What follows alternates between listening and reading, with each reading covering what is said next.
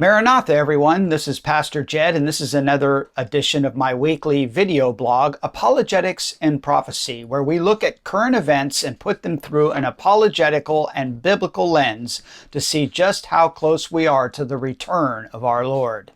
In today's prophecy update, I want to tackle a couple of issues that have been talked about frequently in the realm of prophecy updates and a lot of my contemporaries. And also, you'll hear them a lot, these terms mentioned in a lot of conservative radio news blogs, or even on Facebook or Twitter or whatever type of social media platform you use. And the two things that are thrown out there, one is called Agenda 21, and the other one is the Great Reset.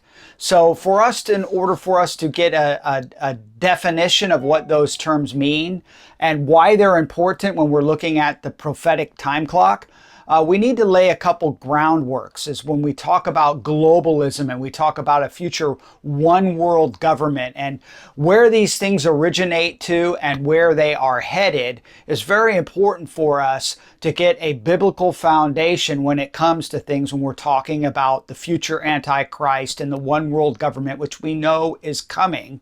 We need to look back in the Bible in Genesis and see when it happened once before. And of course, we only need to go back to Babel to really understand the first time that man formed a one world government and put itself in place of God. And of course, we don't have to look any farther than Genesis chapter 10, verses 8 through 12. And we're introduced, this is the Table of Nations. This is the chapter that gives us all the peoples on the earth that came from the Shem, Ham, and Japheth, the three sons of Noah after the great flood. They are the ones that all of our genealogies will go back to and eventually go to Noah and take us back to Adam. And so in the midst of those, and as he's giving the generations from those three sons of Noah, in verse 8, he talks about Cush, who begot Nimrod. He began to be a mighty one on the earth. He was a mighty hunter before the Lord. A better translation for that would be he was a mighty hunter against the Lord. And we'll talk about that in a minute. Therefore, it is said, like Nimrod, the mighty hunter against the Lord, and the beginning of his kingdom was Babel, Erech, Akkad, Calneh, in the land of Shinar. This is very important. We'll come back to that. And from that land, he went to Assyria and built Nineveh. He was actually the one who founded Nineveh, who we read a lot about in the Bible and is in modern day Iraq. Rabath, Calah, and Rezin, between Nineveh and Calah, that is the principal city. So we see this Nimrod. Who is he? Well, he is none other than a type of the Antichrist.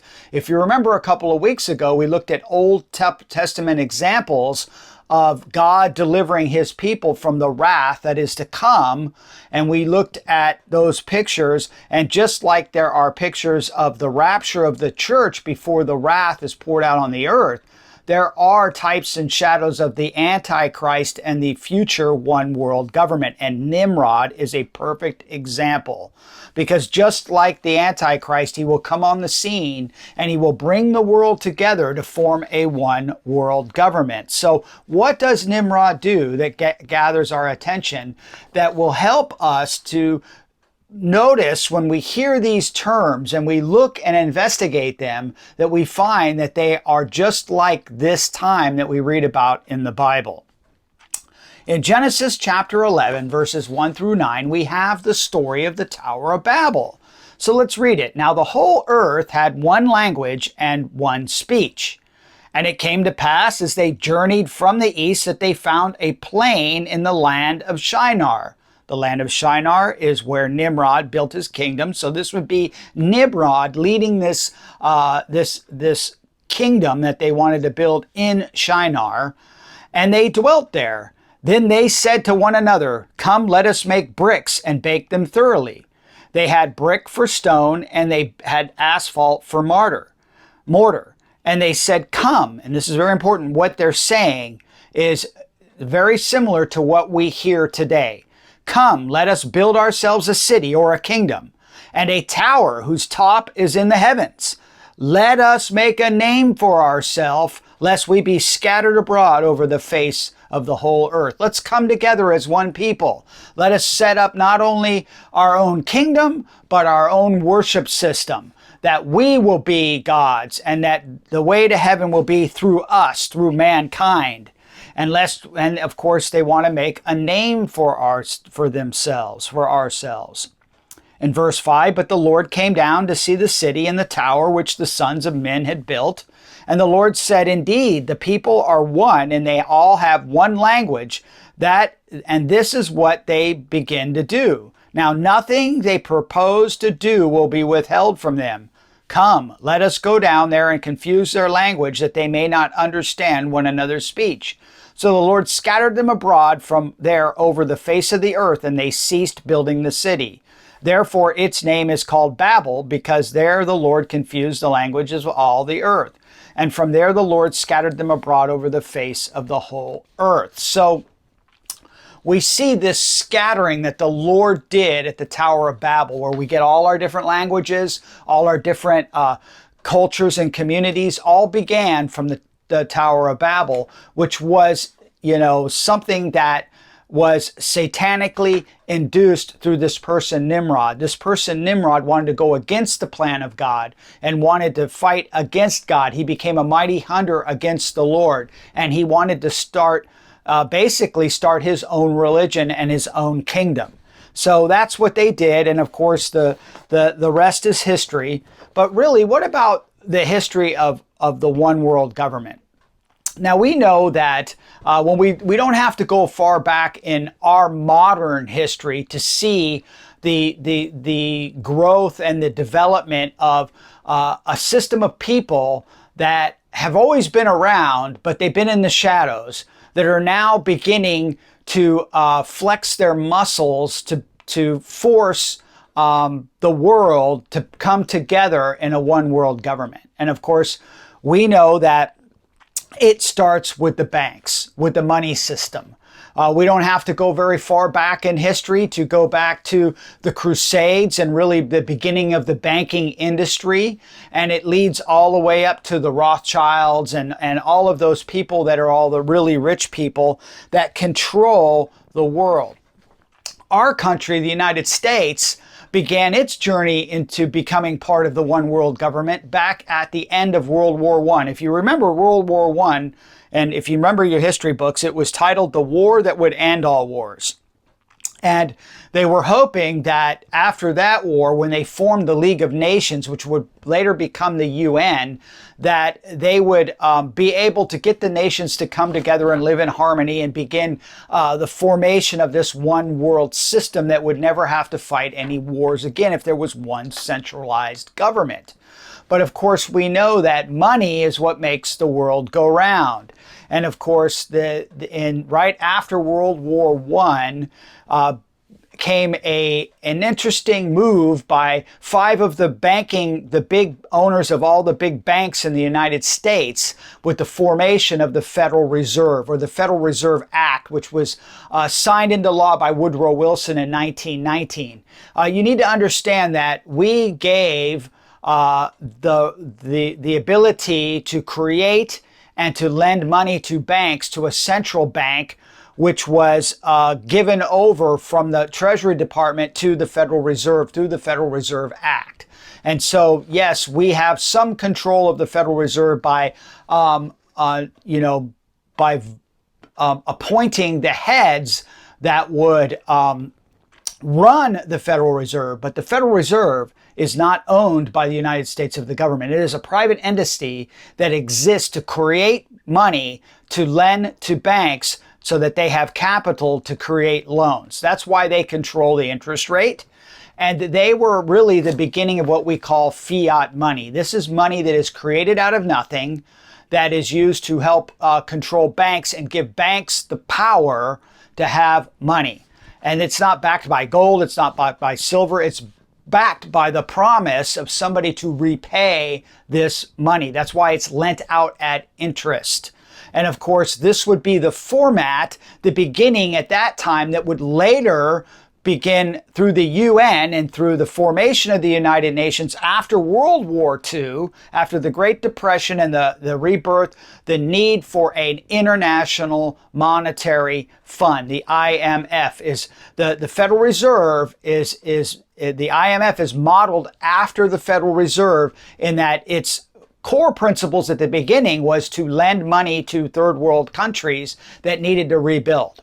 And so we see the banking industry taking over the world. And of course, we don't have to look very far back in world history. You may have heard of terms like the Bilderberg Group. Well, in 1954, because of what happened after World War II and the need to help maybe create a financial institution or through the banks, keep wars from happening again, they started this Bilderberg Group. And of course, all the names that started back at the turn of the century, like the Rockefellers and all of these people that ran all of these monies and countries and power in the world, would come together and discuss how we can bring the whole world together into one economic powerhouse, because they know if they could control the money, they could control the world. Governments won't matter anymore.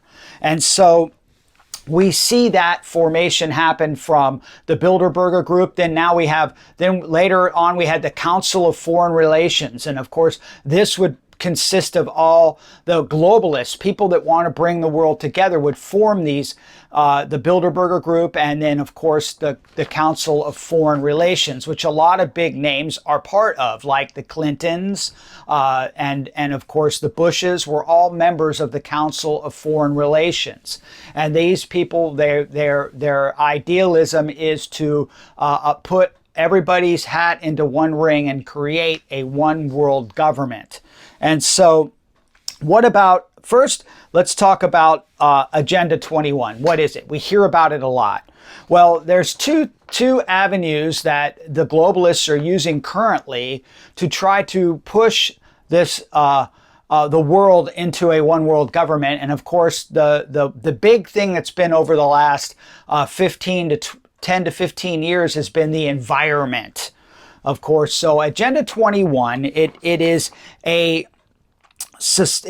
comprehensive plan of action to take globally, nationally, and locally by organizations of the United Nations system, governments and major groups in every area in which humans impact on the environment.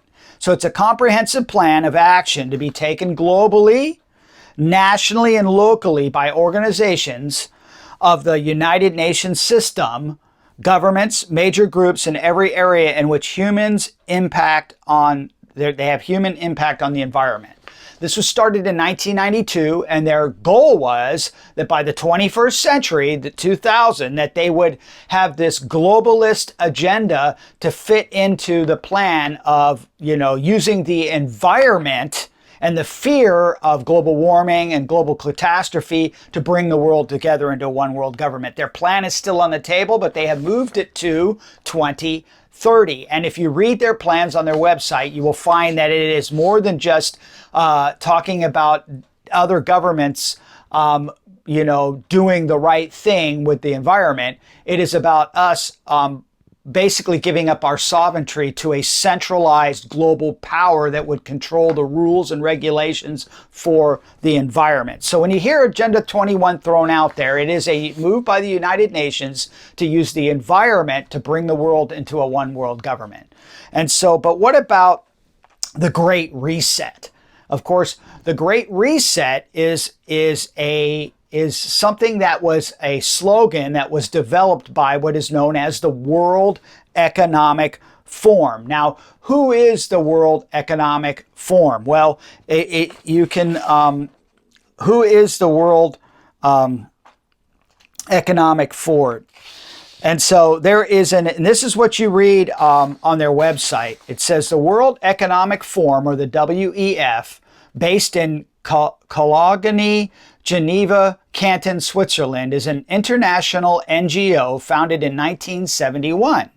The WEF's mission is cited as committed to improving the state of the world by engaging business, political, academic, and other leaders of society to shape global, regional, and industry agendas.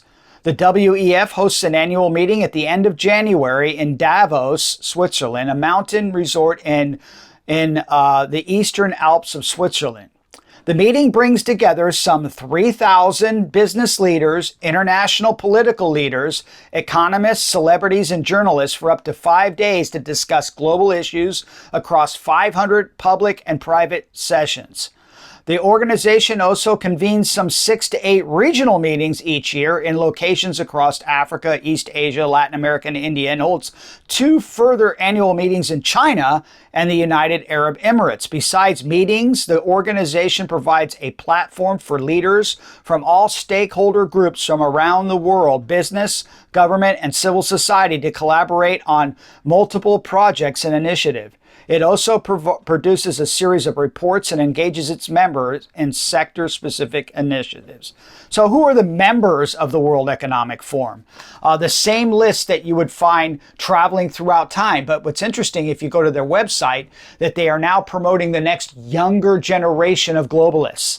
And these would be the people that have been raised, they're the wealthy, the powerful, the rich, the people that are in the know of controlling the world powers. And of course, President Trump being the president, he would automatically be one of the leaders that would attend Davos, and he has. And he shocked the world when he gave a speech at Davos talking about his focus is on the greatness of America and how that his focus would be only on our nation and not giving up our sovereignty to a global elite group like the World Economic Forum. So you can understand that the people like George Soros and the other people that are the powerful elites that are on this council that are members of the World Economic Forum are out to oust Trump from office. And so, but when you go to their website, you'll notice that they came up with the idea of the Great Reset. They're taking advantage of the great COVID-19 pandemic, or many of us call the plandemic, because we know in articles past and shows that I've done that it's no coincidence that the same world leaders in the health industry, the Bill Gates and the John Hopkins and the Rockefellers, were all together in October of 2019 doing a coronavirus plandemic plan in case there was a pandemic of a coronavirus. And of course, a few months later, what do we have? A coronavirus pandemic. So they obviously, I don't believe in coincidences when it comes for the push to a one world government. So we know that this virus is real. It was made in a lab in China and it was released. And now they're taking full advantage of it by coming up with this idea called the Great Reset. And they said, we're taking advantage of the global crisis to reset everything from coming up with a global healthcare plan, a global environmental plan, and a global economic plan. They say it's time, and they have a little video that's about 1 minute and 22 seconds that shows this brave new world that comes after the Great Reset in 2021. It's pretty interesting, and they're also calling it. They're having these different great resets of these different events that are going on in different places that we just mentioned.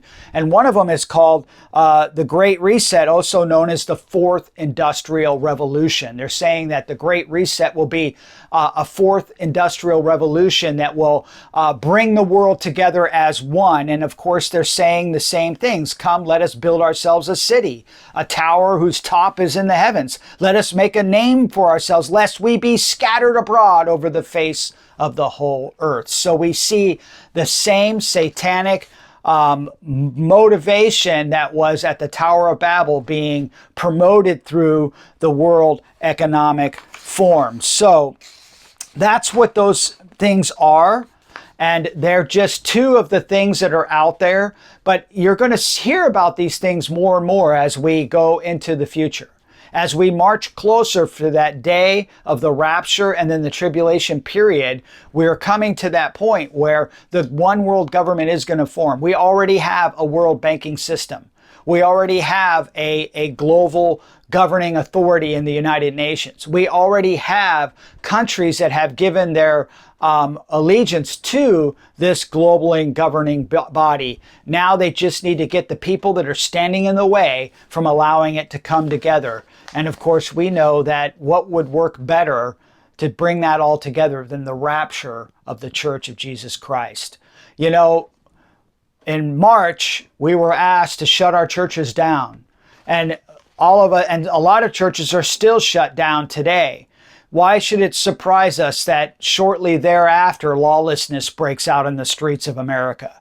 Because the church is the restraining force from evil. Imagine what kind of lawlessness will spread across this globe when all the Christians on earth are evacuated in one moment. So we can see it coming. We can see the birth pangs of the one world government forming in the Great Reset and Agenda 21. So as we start to see our world leaders conform into and give away the country's sovereignty into these world governing powers, it shouldn't surprise us to see more signs of the return of Jesus Christ to happen at any moment. But we need to realize that Jesus can come at any moment. There's nothing left that needs to be fulfilled before the rapture of the church. So if you're watching this just for information, you're not a born-again Christian, and you're realizing now that these things are coming fast and that they make sense from the Bible, that you need to know that you need to be prepared for that time of evacuation that is coming quickly. And in order for you to do that, you need to be born again. You need to receive Christ into your life. And so you can do that by simply crying out to the Lord and asking Him to forgive you of your sins. And then putting your faith and trust in Him and the finished work that He did for you on the cross. Knowing that God proved that that sacrifice was provided for you by rising Him from the dead. The tomb in Jerusalem is empty. There are enough historical facts to know that Jesus Christ rose again from the dead. And by putting your faith and trust in Him, you can have everlasting life. And if you are playing games, you're a Christian, but you've been messing around, you haven't been serious about your walk with the Lord, I think time is now to get serious, because Jesus is right at the very doors. At any moment, we're going to hear that call for us to go home. But for those of us that are at that point in life where we're longing for us to go home, just look up and know that your redemption draws near. Thank you, everybody. God bless you, and I will see you next time. Maranatha.